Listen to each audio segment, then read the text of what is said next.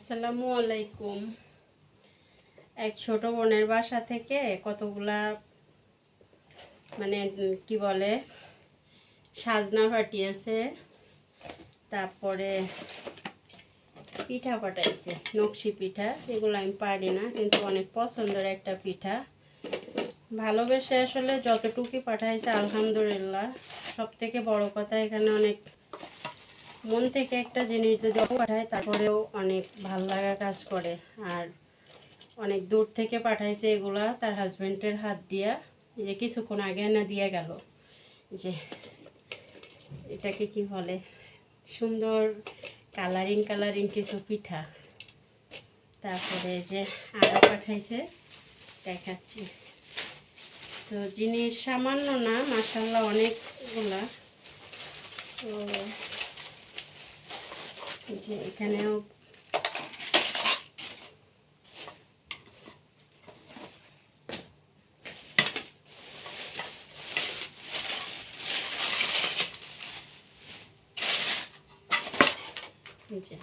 পাপড় পিঠা, এগুলো বাসা থেকে বানায় এনে যে অনেক যত্ন করে আমাদের জন্য পাঠাইছে, আমার বাচ্চাদের জন্য, যে ভালোবেসে। তো এই জিনিসটা অনেক খুশি হলাম।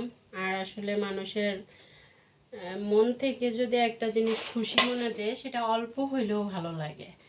আর এটা তো আমাদের ঘরে সবাই অনেক পছন্দ। সাজনা এখন অনেক দাম, তারপরে এতগুলা, এখানে প্রায় দুই আড়াই কেজির মতো, আড়াই কেজি না হলেও 2 কেজি সাজনা হবে। আর সবচেয়ে বড় কথা, গাছের একটা বেল পাঠাইছে। মাশাআল্লাহ, অনেক গ্রান।